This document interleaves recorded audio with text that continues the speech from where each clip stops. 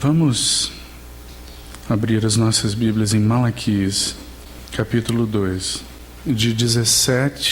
versículo 17 ao capítulo 3, versículo 4. Enfadais o Senhor com vossas palavras, e ainda dizeis: em que o enfadamos? Nisto que pensais: qualquer que faz mal passa por bom aos olhos do Senhor, e desses é que ele se agrada. Ou, onde está o Deus do juízo? Eis que eu envio meu mensageiro, que preparará o caminho diante de mim. De repente virá ao seu templo o Senhor, a quem vós buscais, o anjo da aliança, a quem vós desejais. Eis que ele vem, diz o Senhor dos exércitos. Mas quem pode suportar o dia da sua vinda? E quem subsistir quando ele aparecer? Porque ele é como o fogo do ourives e como a potassa dos lavandeiros. Assentar-se-á como o derretedor e purificador da prata. Purificará os filhos de Levi e os refinará como ouro e como prata. Eles trarão ao Senhor justas ofertas. Então a oferta de Judá e de Jerusalém será agradável ao Senhor, como nos dias antigos, como nos primeiros anos. Vamos juntos ter um breve tempo de oração. Senhor, bendito seja o teu nome nesta manhã. Nós adoramos a Ti, porque como teu povo separado, nós podemos nos assentar aos teus pés. Ah, Senhor, nós procuramos os teus pés. Nós desejamos ouvir a tua voz nessa manhã. Tua voz é como voz de muitas águas. Tua voz aquieta, acalenta os nossos corações. Senhor, nós te suplicamos que nesta manhã nossos olhos sejam levados para o lugar adequado, nossos olhos estejam postos em Ti, aguardando com grande expectativa as Tuas palavras. Nós suplicamos mais uma vez que o Senhor nos conceda graça para esse tempo, que o Senhor nos conceda Tua unção para esse tempo. Senhor, a todos nós, o Senhor nos disse que nós temos a unção do Santo, que é verdadeira, que nos ensina sobre todas as coisas. Senhor, nós te suplicamos, não depende do quanto nós sabemos ou do quanto nós ouvimos, mas da unção que o Senhor libera sobre nós. Então, nesta manhã, nossa súplica é que Tu possas, pelo Teu Espírito, nos ungir a todos nós aqui. Então, Tua palavra seja realmente de grande impacto para os nossos corações. Nós Te encomendamos esse tempo, dependentes única e exclusivamente do Senhor mesmo.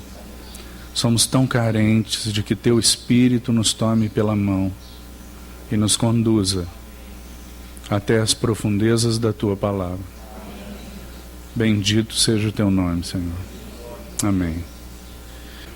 Irmãos, nós temos diante de nós um texto preciosíssimo de Malaquias, que nos ajuda a darmos um passo mais naquilo que já temos dito aos irmãos, a respeito da necessidade que nós temos nesses dias do fim como igreja, de estarmos despertados para nos prepararmos adequadamente, de estarmos atentos para valorizarmos aquilo que realmente deve ser valorizado, para observarmos nas nossas vidas aquilo que deve ser observado, para não nos distrairmos com muitas coisas que pelejam contra a nossa atenção focada no Senhor, nos caminhos do Senhor. Então, o Senhor, Ele tem uma preocupação imensa com nossos corações, para que nós não vivamos vidas perturbadas, inquietas, desajustadas, desgovernadas. O Senhor deseja que nossas vidas sejam absolutamente dependentes dEle, vinculadas a Ele, para que Ele então tenha um caminho para encontrar em nós, nas nossas vidas, um adequado testemunho como seu povo. Então nós dissemos aos irmãos ontem que um dos caminhos que o Senhor Ele deixa muito claro para nós, existem muitos que nós poderíamos tomar na palavra, para assim de uma maneira bem prática colocarmos para os irmãos a respeito da qualidade de vida do povo que aguarda o Senhor. Então uma das maneiras é nós sim observarmos aquelas palavras do Senhor em Lucas, capítulo 12, que conferem com aquela sentença do Senhor de Malaquias, capítulo 1. As duas solenes advertências do Senhor para conosco, relacionadas a uma vida de amor por Ele, a um coração devotado a Ele, que nos leva, sem dúvida nenhuma, a uma realidade de fé mais pura, mais intensa. Porque, como dissemos aos irmãos, incredulidade é fruto de desamor. Quando nossos corações eles vão perdendo a realidade e o frescor do amor que nós devemos ter pelo nosso Senhor, porque sobre nós foi derramado o seu amor. Então, uma das primeiras características é exatamente a incredulidade. Nós passamos a questionar as palavras do Senhor, elas perdem o vigor, a força de determinação nas nossas vidas. E então assim, nós entramos em um ciclo vicioso de desgoverno e inquietação. Mas o Senhor Ele tem grande anelo no seu coração por nos liderar, nos encabeçar, nos conduzir. Então quando nós, a partir daí, damos um passo mais, se nossas vidas, elas têm sido vidas que respondem ao Senhor com corações dispostos a se consagrarem, compreendendo que consagração tem preço, compreendendo que consagração não é um favor que nós fazemos ao Senhor, mas consagração é a necessidade máxima que nós temos na nossa vida. Nos entregarmos ao Senhor, nos rendermos a Ele, com tudo que somos, com tudo que temos. Isso é a nossa máxima satisfação, né? Então que o Senhor Ele vá nos conduzindo nesses dias, nos ajudando a nos apercebermos de como graciosamente Ele tem nos levado a uma encruzilhada, irmãos, nesses últimos dias. A um aperto, digamos assim, que nós podemos chamar de juízo, para que então nesse caminho mais estreito nós possamos ser conduzidos a um testemunho adequado. Então é bem esse o caminho. Se o Senhor ele tem começado o seu juízo pela sua casa, então nós lemos aquele texto de 1 Pedro, para que nós não estranhemos o fato de o Senhor começar o juízo pela sua casa. Então, se o Senhor assim tem começado, nós deveríamos ser aqueles que compreendem que o juízo de Deus é algo que não somente deve ser compreendido por nós, mas deve ser pedido por nós.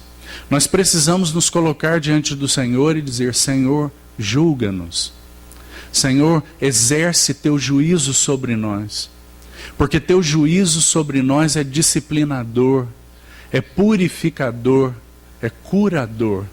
Então, quando nós olhamos para esse texto de Malaquias, nós somos tão ajudados aqui com relação a um passo mais que eu gostaria de dar com os irmãos, ao testemunho daqueles que são o povo do Senhor nesses dias do fim. Em que aspectos que o Senhor tem vindicado de nós um testemunho adequado? E o texto aí começa dizendo, sugerindo para nós a situação de uma sentença, um ambiente de sentença, de grande enfado. É exatamente a palavra que é usada aí. O Senhor então pontua para aquele povo que eles o estavam enfadando. Um dos sentidos da palavra aponta para a murmuração. Eles estavam enfadando. Vós me enfadais com as vossas palavras. E se você continuar o texto, irmão, quando o Senhor aponta para eles, porque eles respondem com aquela premissa que aparece várias vezes no livro, em que temos te enfadado? Então o Senhor diz para que eles atentassem para o fato de que eles diziam e pensavam da seguinte forma: o mal passa por bom diante dos olhos do Senhor. E onde está o Deus do juízo? Irmão, é muito sério o que está acontecendo aqui. Porque o Senhor estava vindicando deles que eles fossem para Ele uma nação que o testemunhassem. E eles estavam pensando que o mal passa por bom aos olhos do Senhor. O que é isso? O que significa isso? O que na essência, na motivação dos corações, estava sendo apresentado ao Senhor? Tu és um Deus imoral. Teu caráter é duvidoso. Porque o bom aos teus olhos não é observado. O mal passa por bom aos teus olhos. Onde está o Deus do juízo? Então, esse questionamento, ele feria o coração do nosso Deus. E nós precisamos ser ajudados aqui para avançarmos um pouco mais no que significa nós sermos para o Senhor um povo que o testemunha. Porque o convite para nós é exatamente esse, o testemunho que nós devemos ser. Então, se o juízo de Deus ele tem um propósito, se todas as vezes que o Senhor julga seu povo, ele tem um propósito, se o juízo para nós, como povo de Deus, é bem diferente do juízo de Deus para com o mundo, e se nós devemos então clamar ao Senhor, Senhor, julga-nos, o juízo de Deus ele tem um alvo, e esse alvo é testemunho. O Senhor sempre vai exercer juízo sobre nós com vistas a uma resposta dos nossos corações, para que então Ele alcance testemunho. Se você abrir a sua Bíblia em 1 Pedro, vamos ler um outro verso, em 1 Pedro capítulo 2, diz assim, verso 9, um verso muito conhecido dos irmãos. Observe esse verso, irmão. Vós, porém, sois raça eleita, sacerdócio real, nação santa, povo de propriedade exclusiva de Deus. Agora veja o que diz mais nesse versículo. A fim de. Então veja que tudo que nós somos, porque Deus nos tornou, nenhum de nós fez força para ser uma raça eleita. Nenhum de nós decidiu, hoje eu vou ser uma propriedade exclusiva de Deus. Isso não partiu de você e não começou com você, mas começou com Deus. Deus nos separou para si. Então, porque Deus nos separou para si, isso tem uma finalidade, um propósito. E qual o propósito? A fim de proclamardes, testemunho, proclamardes as virtudes daquele que vos chamou das trevas para a sua maravilhosa luz. Esse é o propósito. O propósito do Senhor em nos purificar, nos disciplinar e executar seu juízo sobre nós é a fim de aqueles que já são para mim um particular tesouro, aqueles que já são para mim uma particular propriedade, que eles proclamem as virtudes daquele que os chamou das trevas para a sua maravilhosa luz. Esse é o propósito do testemunho. Então agora nós precisamos colocar, junto com esse texto de Malaquias, um outro texto em Marcos capítulo 11. Vamos lá. Não desmarque Malaquias, mas vamos localizar aí o texto de Marcos capítulo 11.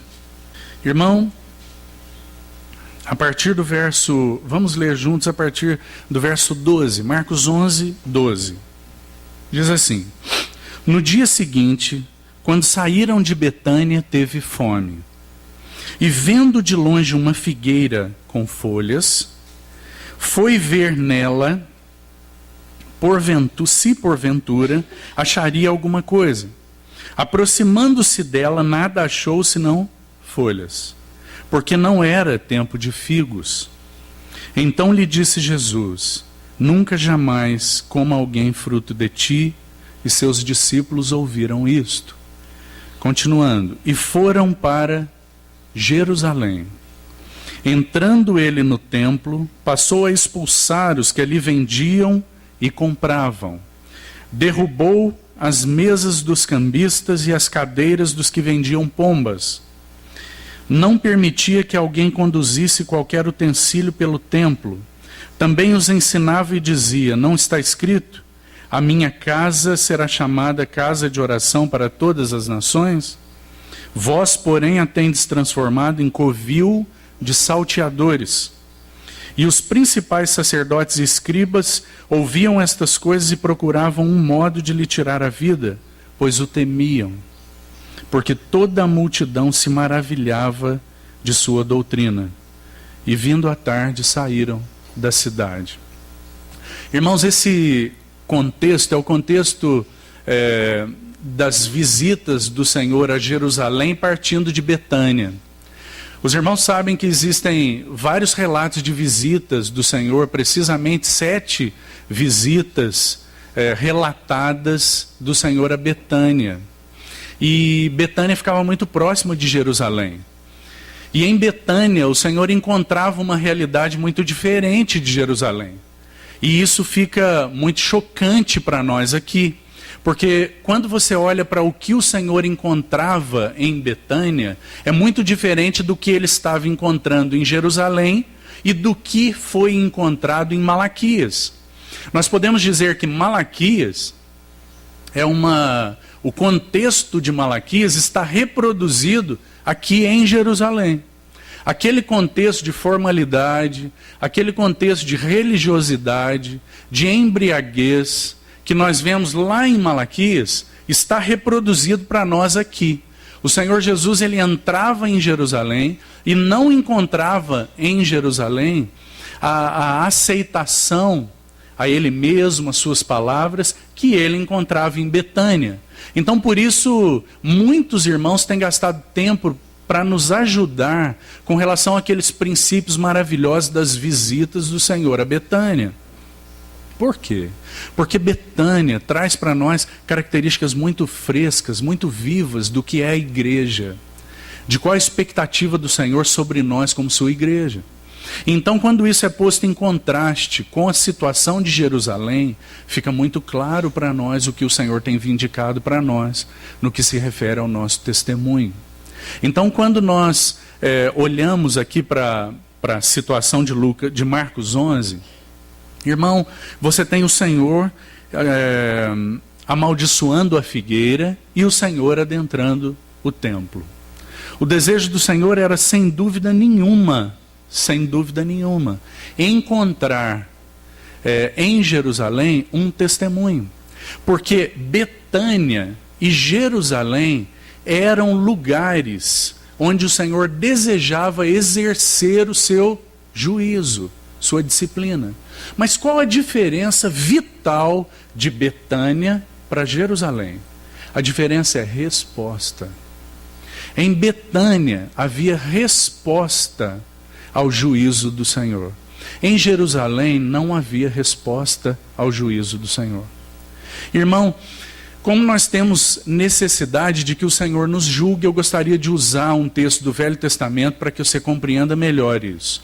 Você se lembra, depois você localiza na sua Bíblia e medita um pouco sobre esse texto. Capítulo 47 de Ezequiel. Você se lembra que Ezequiel ele tem uma visão do templo, no capítulo 47. E ele via que do limiar do templo fluíam águas. Águas preciosas. Águas purificadoras. Agora, irmão, você se lembra que junto com o templo ele viu um varão. E na sua mão ele tinha um cordel de medir. Você se lembra? E o que acontecia na visão de Ezequiel? Quanto mais aquele varão media, mais a água subia. Irmão, essa é uma figura linda do juízo de Deus sobre nós. Sabe por quê? Porque quanto mais o Senhor nos mede, quanto mais o Senhor nos julga, mais flui. O medir é exatamente proporcional ao fluir. Se nós não temos sido medidos, nós não temos experimentado um fluir abundante. Na medida em que aquele varão media, as águas fluíam e iam subindo, de modo que toda o contexto levava para um enchimento completo daquelas águas, que tomavam os artelhos, os lombos, e então já era um rio que só podia ser atravessado a nado. Porque o juízo do Senhor sobre nós é um juízo de manifestação de duas coisas, dois aspectos. Sua graça. A água é uma figura da sua graça, que nos inunda, que nos conduz. Irmão, quanto menos água, mais movimento você pode fazer. Quanto menos água, mais movimento, mais autonomia você tem. Quanto mais água, menos movimento e mais condução você tem. Então nós necessitamos que o Senhor nos julgue, exerça seu juízo sobre nós. Nós precisamos ser o povo que ama os juízos do Senhor. Nós precisamos dizer como salmista: Senhor, quanto amo os teus juízos. Eles são a minha meditação todo dia. Nós precisamos ser o povo que pede ao Senhor, suplica e clama: Senhor, julga-nos nesses dias do fim. Exerce teu juízo sobre nós, para que nós sejamos para ti um testemunho vigoroso, para que nós sejamos livrados de toda mistura. Porque, irmão, a mistura, guarda isso no teu coração, a mistura é a causa do nosso testemunho enfraquecido. Por causa de nós vivermos vidas misturadas, isso na esfera pessoal, conjugal e corporativa. Por causa de nós vivermos vidas misturadas, essa é a razão do nosso testemunho fraco, do impacto das nossas vidas ser fraco, das pessoas não verem em nós grande diferença, de nós não sermos reconhecidos pelo mundo com grande diferença, uma diferença espiritual, uma diferença que comunica separação. Mas, irmão, é preciso fazer uma ressalva aqui. Nós confundimos separação com distância. E o Senhor, Ele era santo, santo, santo. Separado, 3 vezes separado. Santo, santo, santo. Mas o Senhor não era distante das pessoas. As pessoas tinham acesso a Ele. E muitas vezes nós confundimos separação, santidade, com afastamento. E nós nos tornamos tão distantes das pessoas, tão inacessíveis, que o nosso testemunho, ele é uma repulsa e não algo atraente. O Senhor era um testemunho que atraía as pessoas. E nós não estamos falando de um testemunho que repele as pessoas.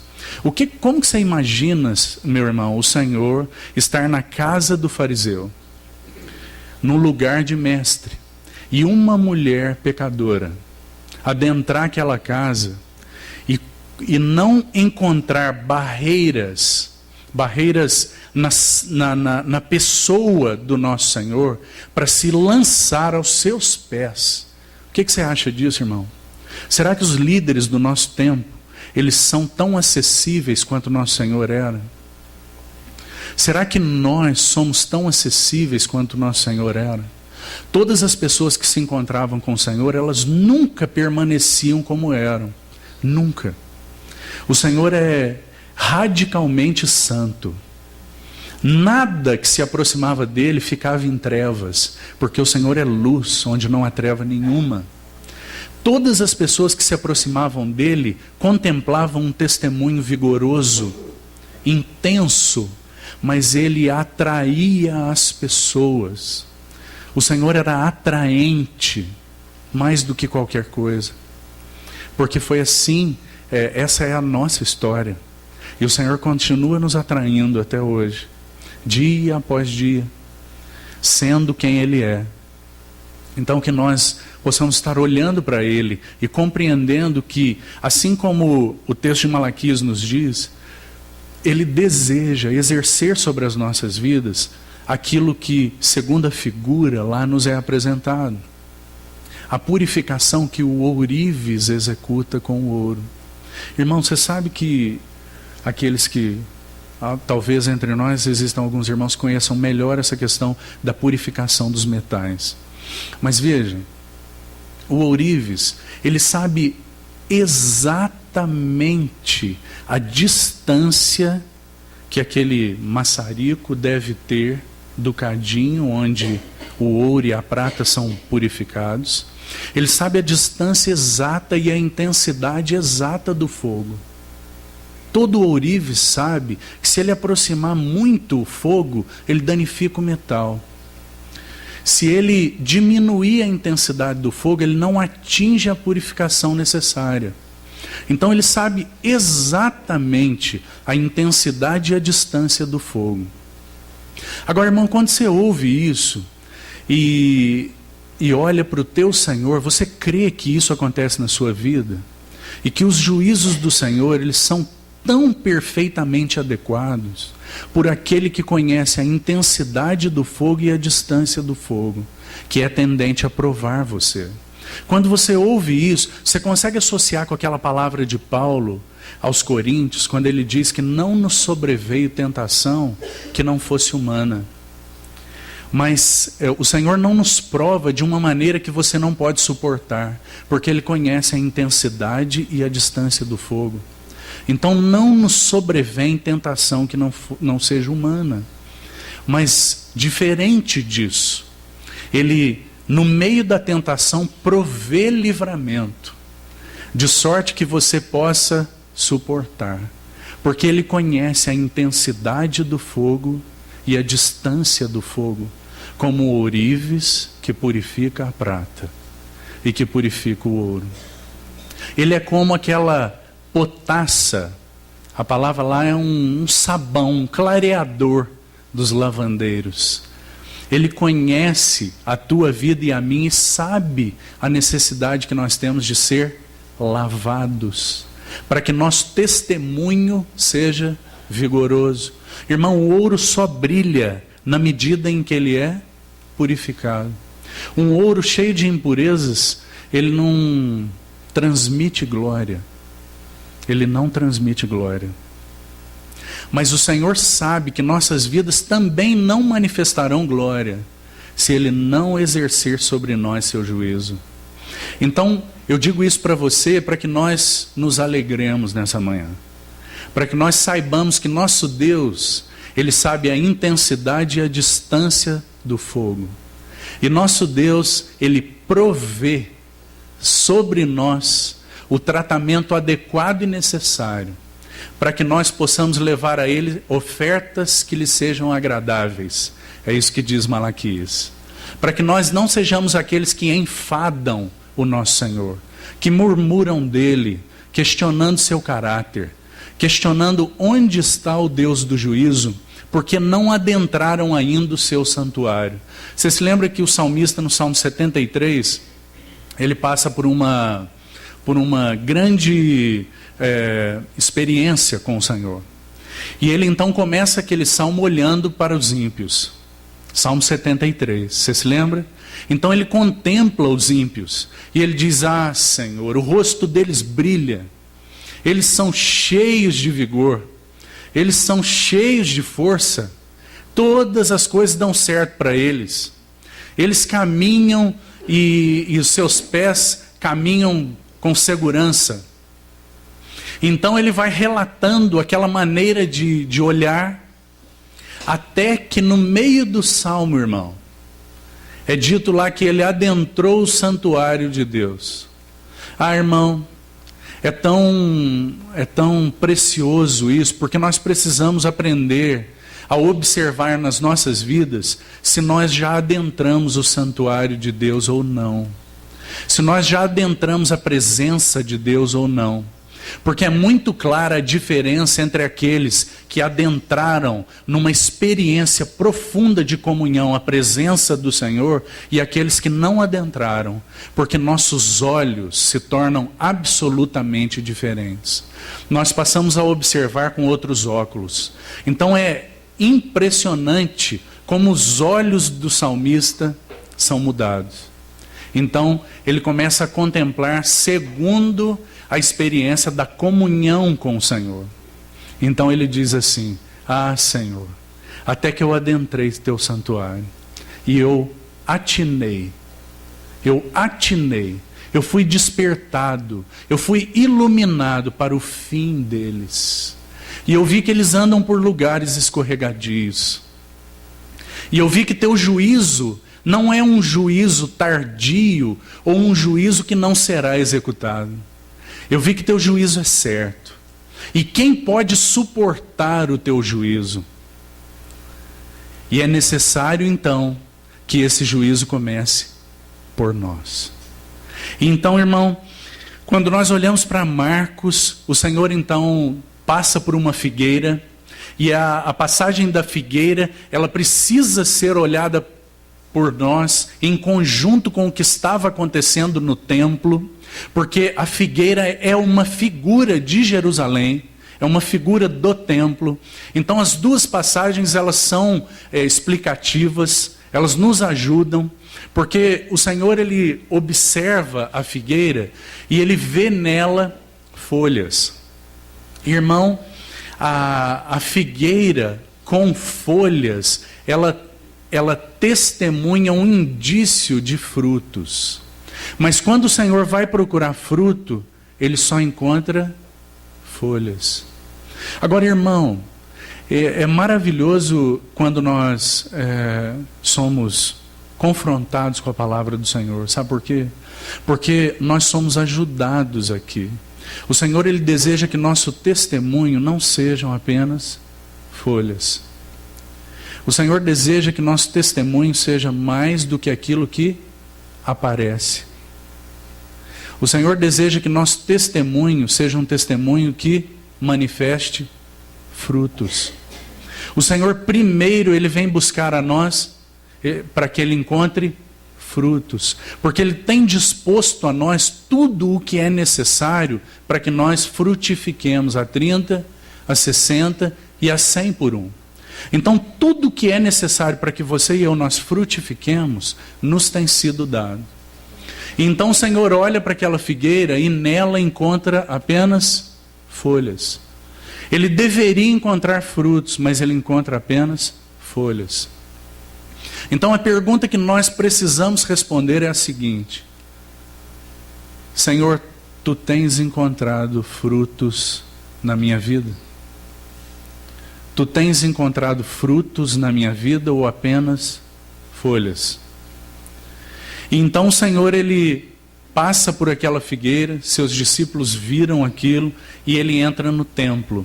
Irmão, aquela circunstância era tão diferente do que acontecia em Betânia, por causa da resposta daqueles corações ao Senhor e da distância, o completo endurecimento de Jerusalém com relação aos juízos do Senhor.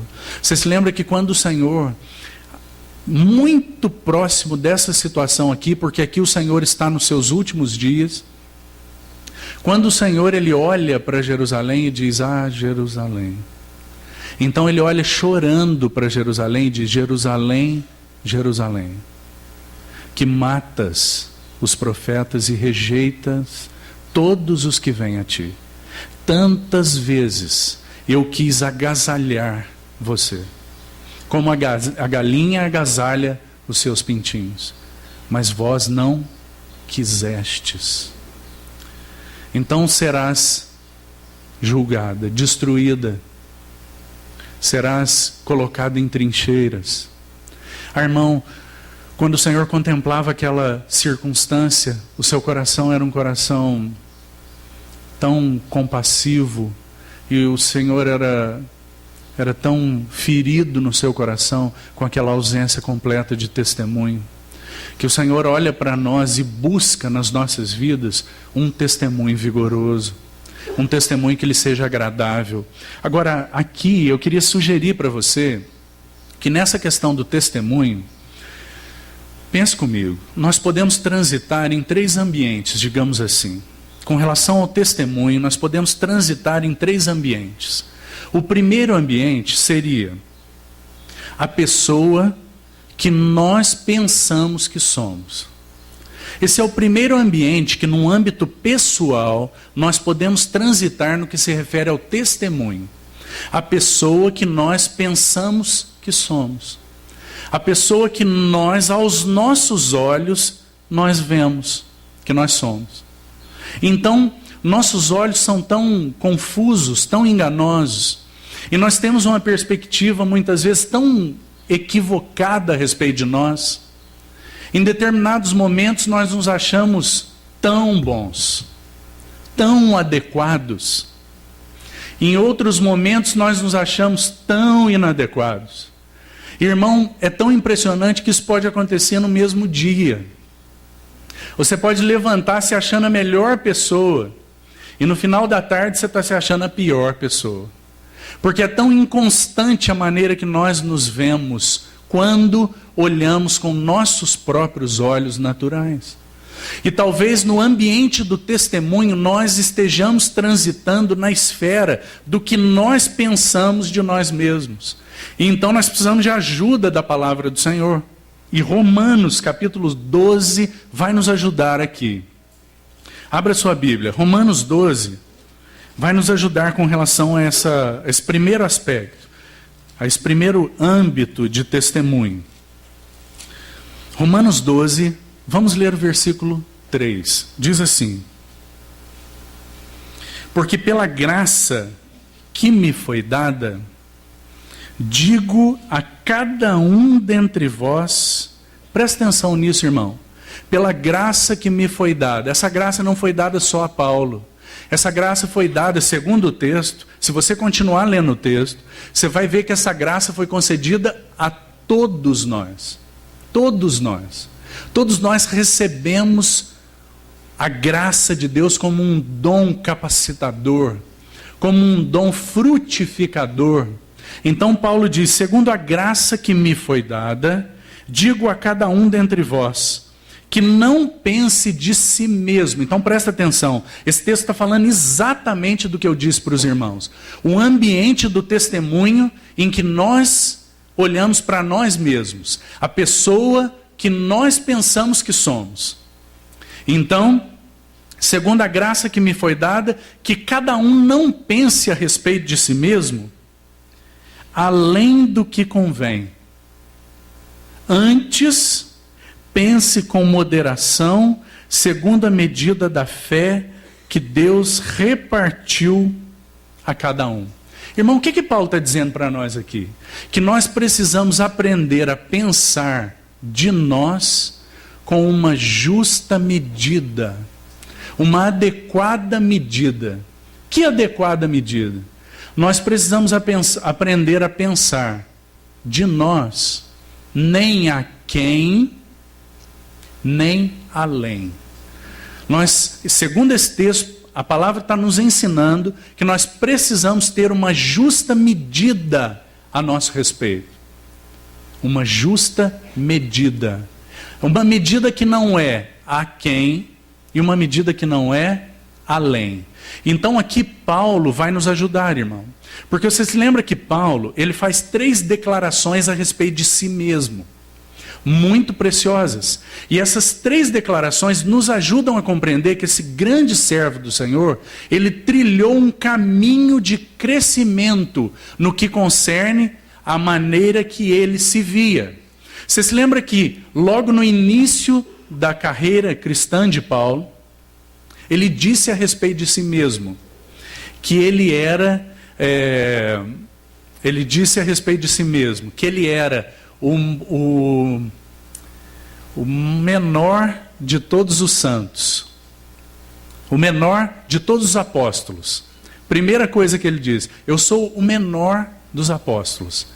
Paulo estava tão grande aos seus olhos ainda, porque os apóstolos, irmãos, eram um colégio muito seleto,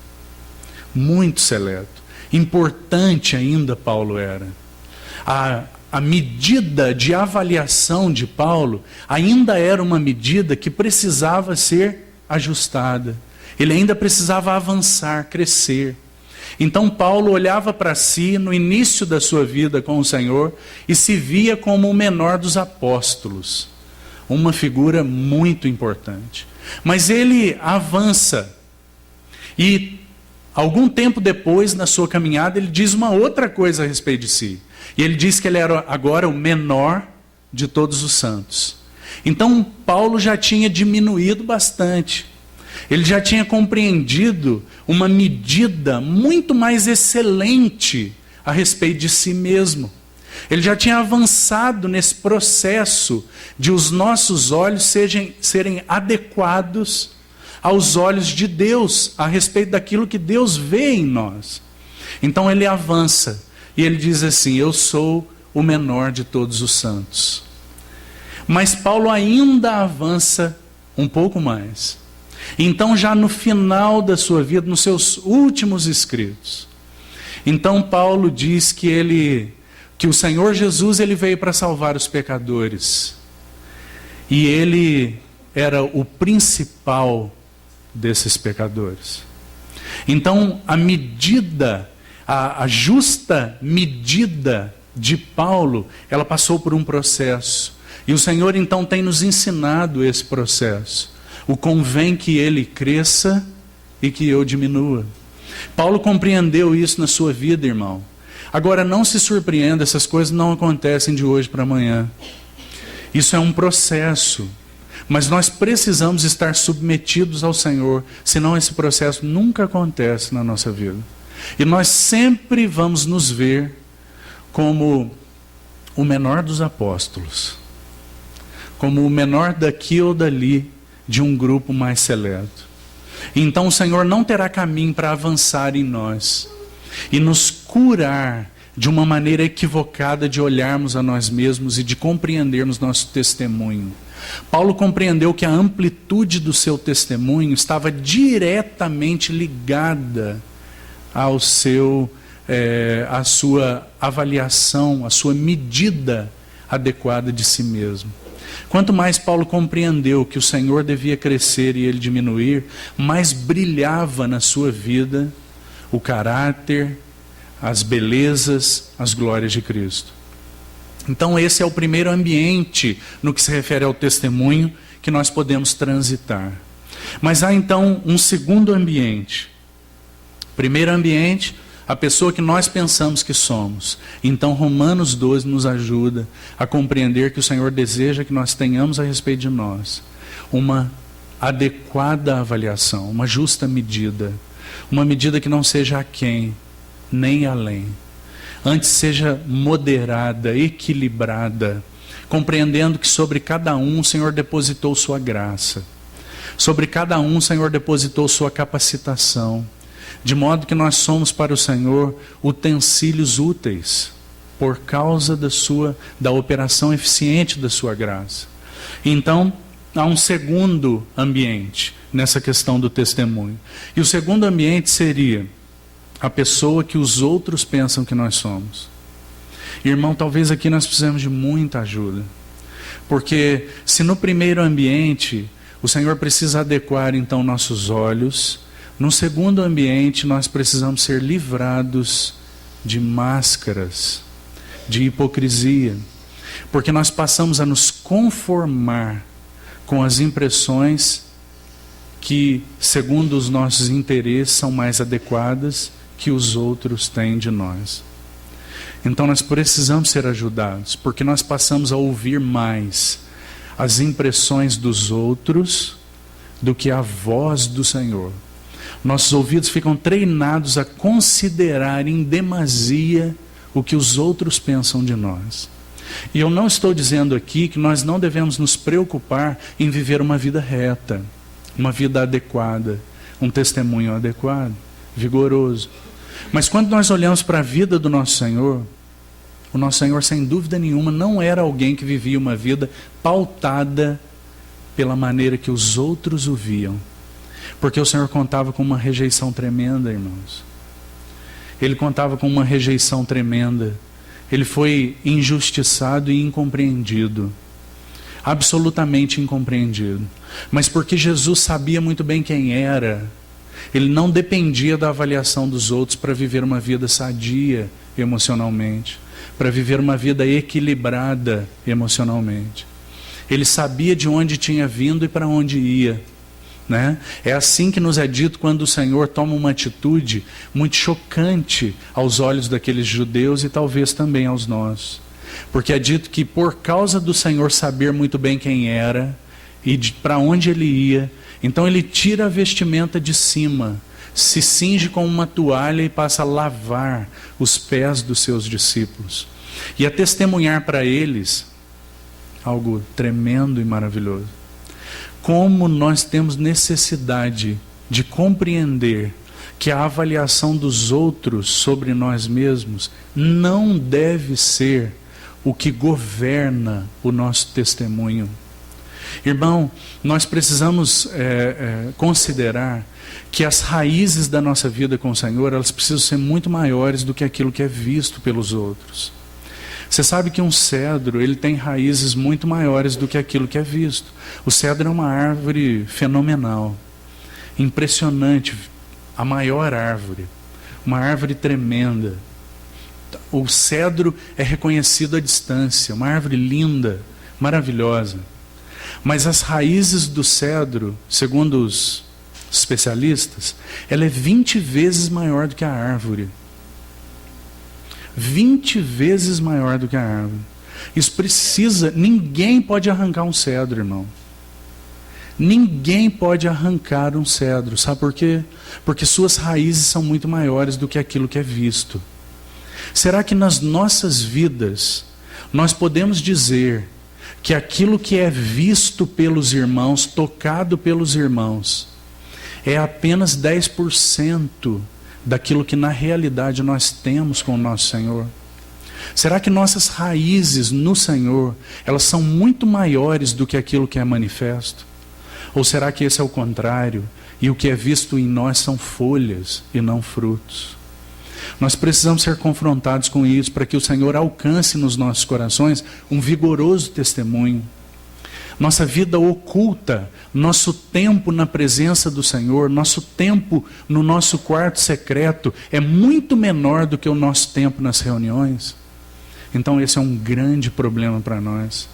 Por quê? Porque o que é visto é muito maior do que o que é oculto. E aquela árvore sem raízes, ela é como um alface, que qualquer um arranca. Qualquer um toma suas raízes pela mão e arranca. Será que nossas vidas, em face das intempéries, das dificuldades e das provas, é como um alface que facilmente pode ser arrancado? Ou será que o Senhor tem nos dado a graça de, como Oséias menciona, nós sermos para Ele aqueles que têm a beleza do lírio tão frágil, mas tão formoso? Por causa do seu trabalhar em nós, nós temos manifestado em nós a beleza do lírio, daquele que é o verdadeiro lírio dos vales. Então isso tem sido trabalhado em nós. E nossa aparência é como a aparência do lírio, tão frágil. Mas nossas raízes são como as raízes do cedro, tão profundas. Raízes que buscam o ribeiro. Raízes que realmente estão voltadas para o Senhor. Como nós precisamos que o Senhor mude nossas raízes, irmãos. Onde estão nossas raízes? De onde você tem derivado vida? Nós temos muitas vezes derivado vida da impressão que os outros têm de nós. Nossas raízes estão, nós nos alimentamos do que os outros falam de nós. Então nós buscamos viver de uma maneira que nós possamos ouvir aquilo que é agradável para o nosso ego. Então nossas raízes, nós estamos derivando vida dessas coisas, dessas impressões. E vivendo vidas hipócritas, mascaradas, vidas que têm raízes curtas. O Senhor deseja mudar suas raízes, irmão, e as minhas raízes, e levar as nossas raízes a estarem nele, mais aprofundadas nele, somente nele. E nesse mundo, nossas raízes serem arrancadas. Porque quanto mais se aproxima a vinda do nosso Senhor, mais desarraigados daqui nós deveríamos estar. E isso é o que testemunha que nós somos povo de Deus. Você se lembra que o Senhor, ele disse que o trigo, ele testemunharia o tempo da colheita, e o Senhor então ele está falando do tempo da sua vinda, desse tempo. Isso precisa nos ajudar. Então ele diz que o trigo, quanto mais maduro ele ficava, e maduro como? Como que o trigo amadurece, irmão? O trigo amadurece com o tempo, o trigo amadurece com as chuvas, o trigo amadurece com os ventos. São todas figuras do trabalhar do Senhor sobre a nossa vida.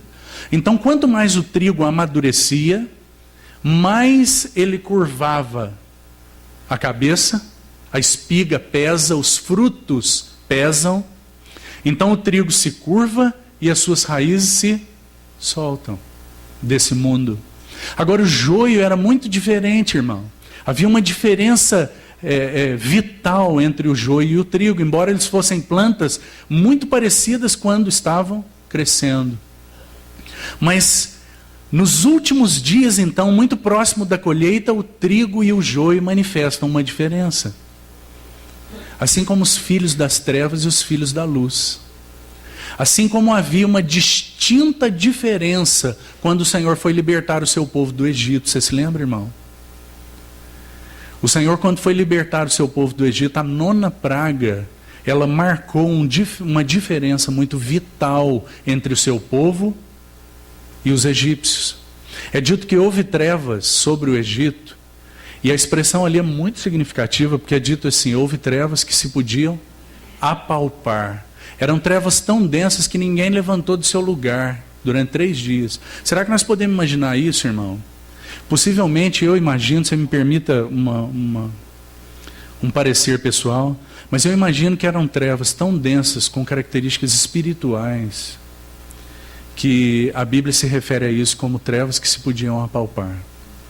Irmão, isso não é nada diferente das circunstâncias que nós vivemos nesse dia, porque nós cremos que vai alta a noite e vem chegando o dia. Então, são trevas que nós podemos apalpar. Mas, irmão, havia luz nas habitações do povo do Senhor. Eles estavam dentro das suas casas, comendo o cordeiro à pressa. Você se lembra disso, irmão? À pressa. E tinham 3 coisas que o Senhor recomendou que eles fizessem, você se lembra? Eles estavam comendo o cordeiro apressados, mas eles estavam não somente apressados, mas eles tinham sandálias nos pés, cajado na mão. Você se lembra? Porque nós não somos daqui, irmão.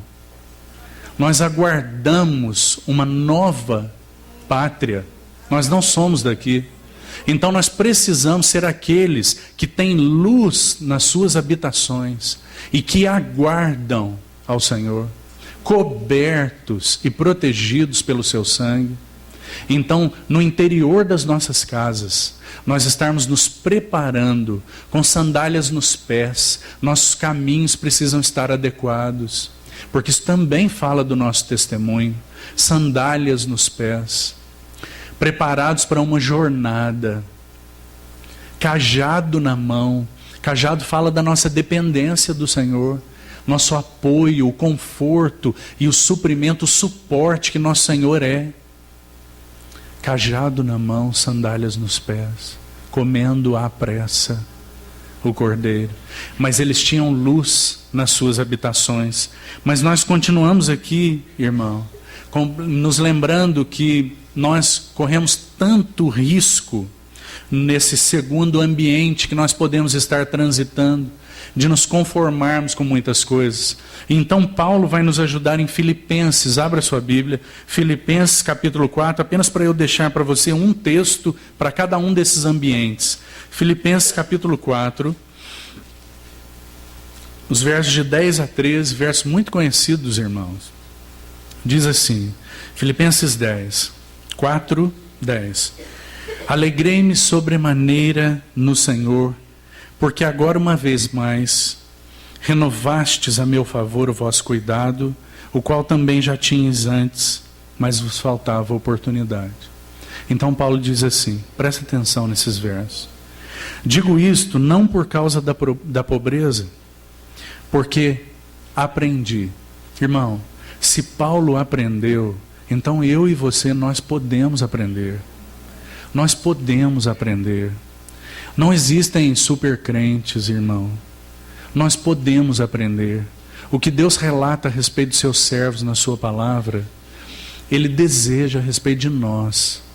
Porque eu aprendi a viver contente, satisfeito. Eu aprendi a viver satisfeito em toda e qualquer situação.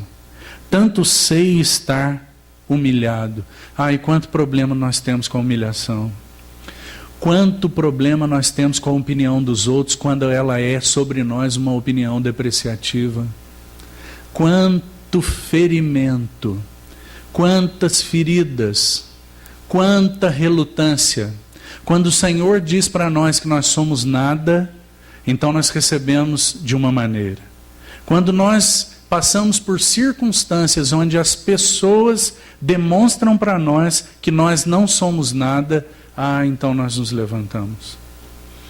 Então nós não aceitamos. Isso gera feridas tão grandes em nós, porque nós vivemos segundo o que os outros pensam de nós. Mas Paulo sabia ser humilhado.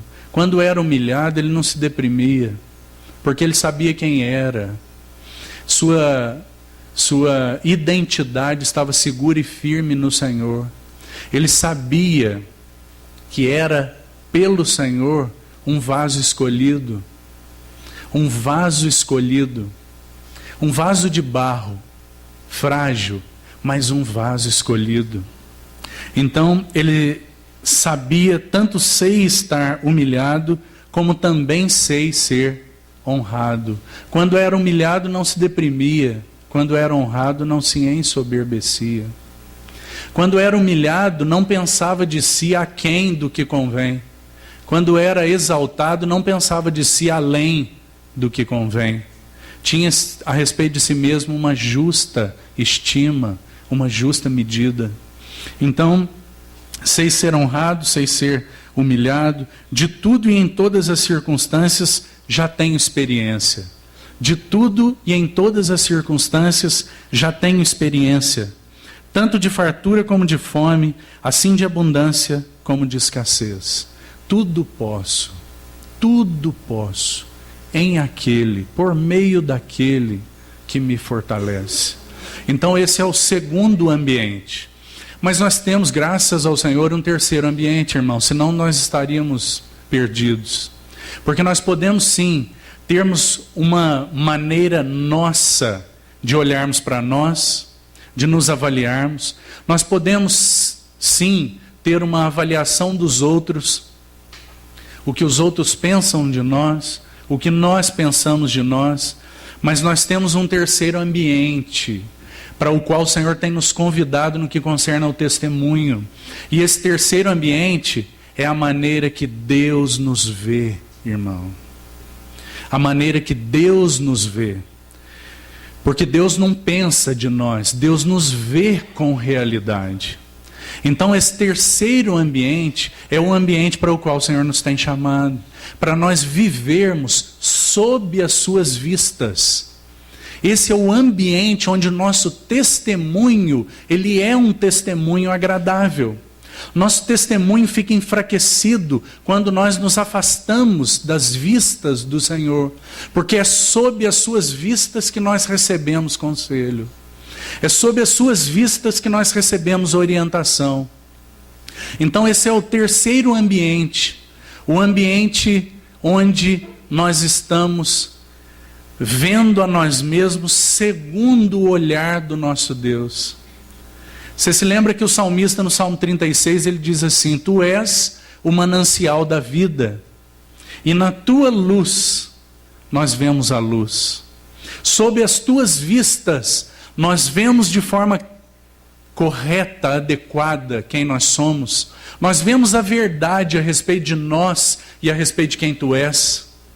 Nós vemos sob as tuas vistas adequadamente quem nós somos. Irmão, eu poderia tomar aqui, você me ajudar, com muitos textos, porque a palavra diz muitas coisas a respeito de nós.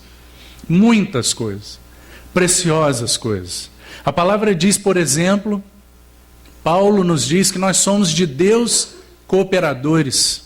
Maravilhoso. Maravilhoso. Isso já poderia gerar em nós uma preciosa identidade. Somos para Deus cooperadores. Mas a palavra diz muito mais do que isso. A palavra diz que de Deus nós somos servos. A palavra diz que de Deus nós somos filhos. Maravilhoso. Mas nós precisamos de um texto para então ser um texto que governe aqui essa questão dos olhos de Deus sobre nós. Porque, irmão, eu preciso te dizer uma coisa. Nós somos aquilo que Deus vê. Irmão, nós somos aquilo que Deus vê. Guarda isso no teu coração. Nós não somos o que nós pensamos de nós. Nós não somos o que os outros pensam de nós. Nós somos aquilo que Deus vê. Agora, irmão, será que nós temos orado adequadamente? Será que nós temos ido ao Senhor e pedido ao Senhor, filtrados pelo que nós achamos que precisamos? Porque nós só temos nos visto segundo nossos olhos. Então, nós temos tido necessidade de arrependimento, mas nós temos orado e pedido encorajamento ao Senhor. Porque nossa maneira de ver, ela não está adequada, coerente com o que o Senhor tem visto. E, irmão, a igreja tem se confundido de uma maneira impressionante nesses dias. Então, nós temos muitos irmãos orando pelo aquilo que não necessitam, pedindo ao Senhor aquilo que não necessitam, e não recebem porque pedem mal. E o Senhor nos ensinou a estarmos sob as tuas vistas, recebendo conselho, e então, segundo o teu Espírito, nós podermos orar a Deus, suplicarmos ao Senhor de uma maneira adequada. Então recebermos da parte do Senhor aquilo que nos é necessário, porque Ele, como um Pai amoroso, que conhece cada uma das nossas necessidades, que sabem, aqueles aqui que têm 2 filhos sabem bem do que eu estou dizendo, sabem que existem filhos absolutamente diferentes, e que aquilo que você ministra para um filho não é necessariamente na intensidade e na maneira o que você vai ministrar para o outro filho. Porque nosso Pai nos conhece particularmente. Então Ele sabe do que nós temos necessidade. Mas nós precisamos nos colocar diante dEle e orarmos adequadamente. E talvez nossa oração deva ser: Senhor, mostra para mim quem o Senhor tem visto na minha vida. Senhor, olha para mim e revela para mim o que os teus olhos têm visto. Nós precisamos orar como congregação ao Senhor. Senhor, como o Senhor tem nos visto como igreja, como povo teu, como expressão tua aqui nessa cidade. Revela teus olhos, Senhor, desvenda diante dos meus olhos a maneira que o Senhor nos tem visto, para que nós sejamos agradáveis a Ti, para que nós não estejamos vivendo segundo o nosso bom senso, segundo a maneira que nós achamos melhor, mas, Senhor, que nós vivamos segundo os Teus olhos. Então, nós poderíamos tomar muitos textos aqui. Então, nesse terceiro ambiente, eu gostaria de pontuar com os irmãos um texto, precioso texto, para que fique gravado no seu coração, segundo a palavra, uma maneira que o Senhor nos vê, como eu já citei muitas para você. Mas abra sua Bíblia em Judas. Há um texto tão maravilhoso em Judas. Judas capítulo 1, versículo 1. Olha para esse texto, irmão, para que você se alegre nessa manhã. Então, Judas capítulo 1, versículo 1 diz assim: Judas, servo de Jesus Cristo e irmão de Tiago, aos chamados, amados, amados em Deus Pai e guardados em Jesus Cristo. Irmão, é isso que o Senhor vê quando Ele olha para nós. Porque quando Ele olha para nós, Ele não vê a nós, mas Ele vê a Cristo. E quando Ele vê a Cristo, Ele vê o seu amado Filho. Quando Ele olha para mim, não vê a mim, mas vê a Cristo. Então nós somos aqueles que são chamados, amados de Deus Pai e guardados em Jesus Cristo. Isso é o que nós somos, irmãos. Isso é o que aos olhos do Senhor nós somos. E nós precisamos, como eu já disse para você, nós precisamos crer mais na palavra do Senhor. E essa palavra realmente formar nossa identidade. Porque é isso que a palavra de Deus está dizendo a respeito de nós. Nós somos os amados. Amados de Deus Pai, guardados em Jesus Cristo. Esse então, talvez seja o ambiente para o qual o Senhor tem nos chamado. Para que nós, no que se refere ao testemunho, nós transitemos nesse ambiente. O ambiente das vistas do Senhor. O ambiente em que o Senhor nos vê como nós na realidade somos. E então equilibra nossos corações, fortalece nossos corações.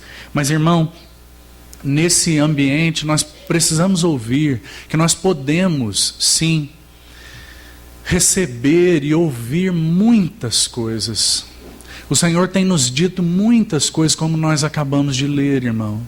Mas como nós precisamos nos arrepender, suplicar ao Senhor: Senhor, aplica a Tua palavra ao meu coração. Aplica a Tua palavra para que eu não seja apenas aquele que balance a minha cabeça, dando um assentimento à palavra, mas que a palavra possa me levar a dobrar os meus joelhos diante de Ti, Senhor.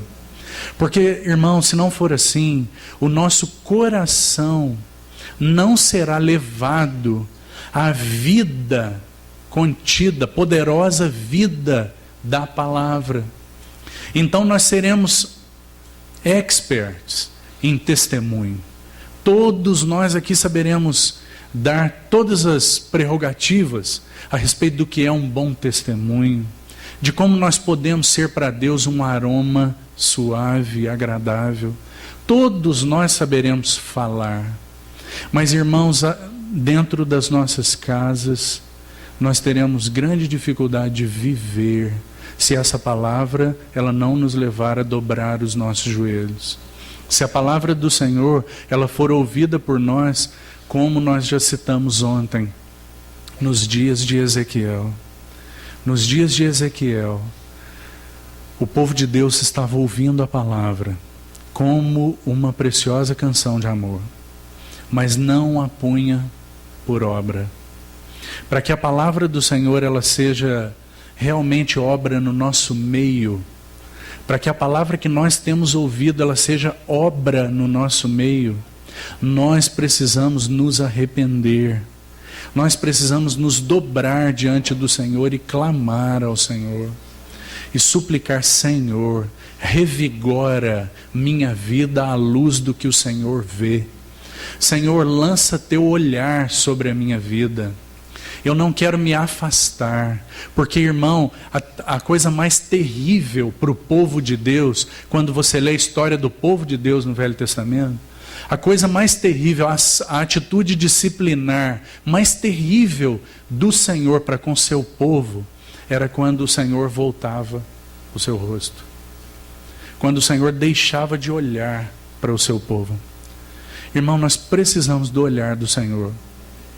Você se lembra que nos últimos dias do Senhor, no pátio da casa do sumo sacerdote, o Senhor lançou um olhar penetrante sobre um precioso irmão.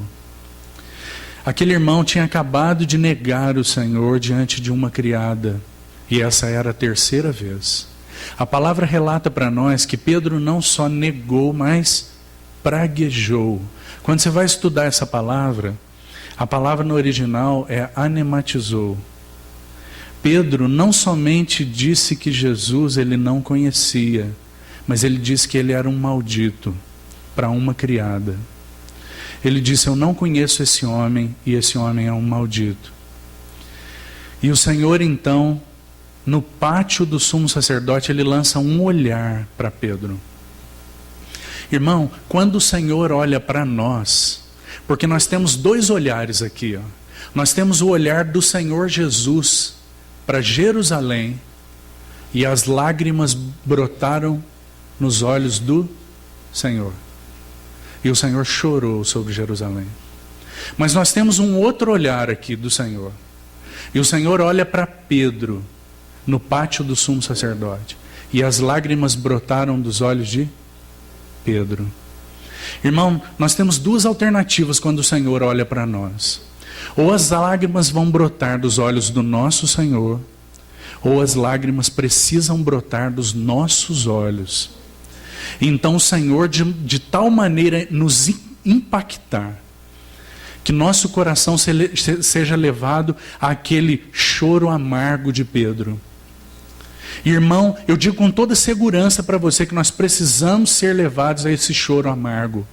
Porque esse choro amargo não destruiu Pedro. Esse choro amargo foi o primeiro passo para a restauração de Pedro. E então Pedro saiu desnorteado dali, nós sabemos, seu Senhor foi crucificado. No coração de Pedro talvez todas as coisas estivessem perdidas, porque o Senhor amado de Pedro havia sido negado por ele e havia sido crucificado. E talvez Pedro tenha compreendido a vida cristã como acabada naquele momento.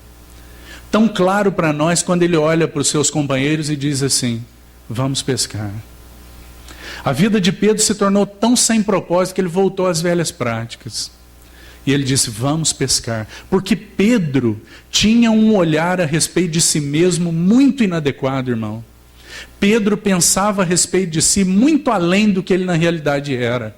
E o Senhor precisava moer aquele servo, para que ele realmente fosse um instrumento útil nas mãos do Senhor. E então Pedro recebe aquele olhar do Senhor. E o seu Senhor foi duramente maltratado. E Pedro havia negado. Pedro estava tão sem propósito que ele decide ir pescar. E os irmãos sabem o que aconteceu. Porque Pedro vai pescar e eles não conseguem pegar nada. Porque a vocação de Pedro havia sido mudada. A sua vocação foi mudada, irmão. A minha vocação foi mudada. Nós não somos mais pescadores, nós somos servos do Senhor. E segundo a vocação de Pedro, um pescador de homens. E então Pedro não pega nenhum peixe. Ele não havia pegado nada.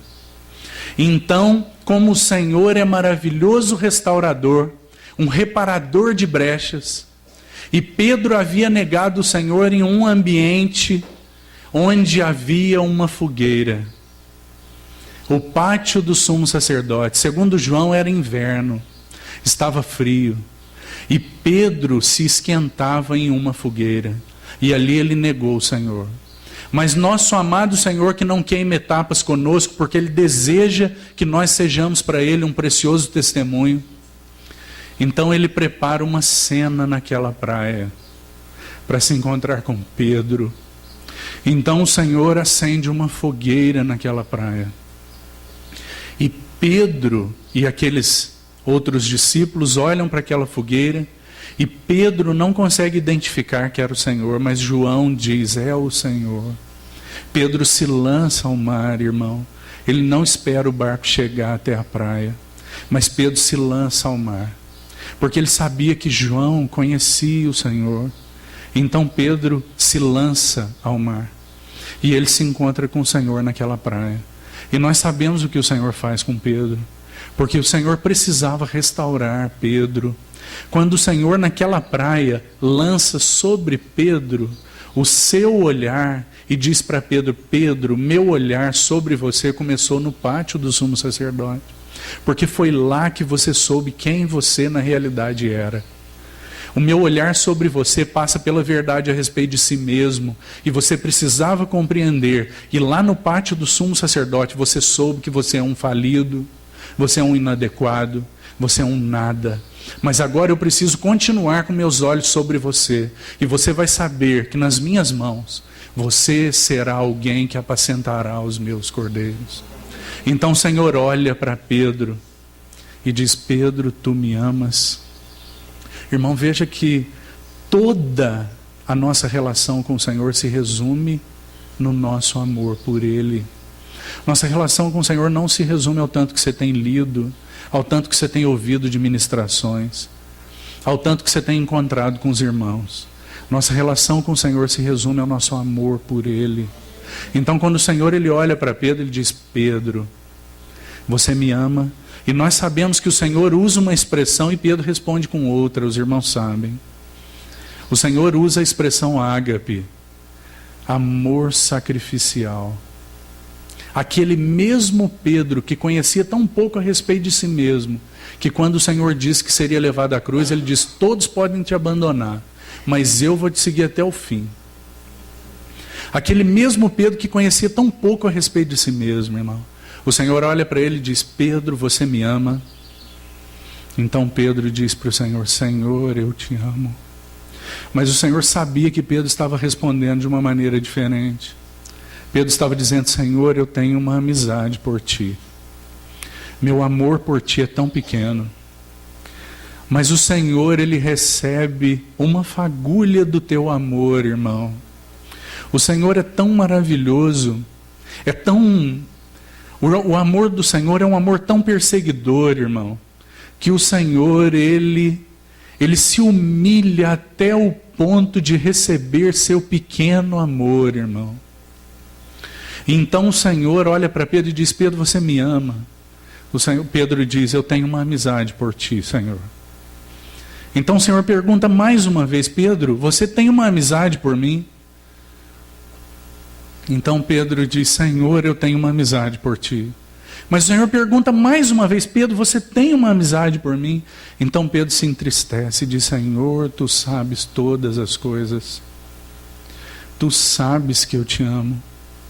Irmão, nós precisamos nos dobrar diante do Senhor nessa manhã e dizermos: Senhor, tu conheces meu coração. Tu sabes da qualidade do meu amor, que não é esse que muitas vezes meus irmãos pensam que eu tenho. Mas tu sabes, tu desejas que eu seja para ti um vaso de honra, porque, irmão, veja só, o pequeno amor de Pedro não o impediu de ser nas mãos do Senhor um precioso servo. O Senhor multiplica nosso pequeno amor. O Senhor fortalece nosso pequeno amor. O Senhor, Ele realmente leva nosso pequeno amor ao crescimento.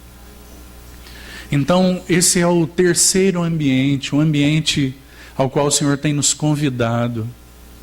Nós estarmos sob as suas vistas. E o Senhor então ministrar a nós a respeito de quem nós somos.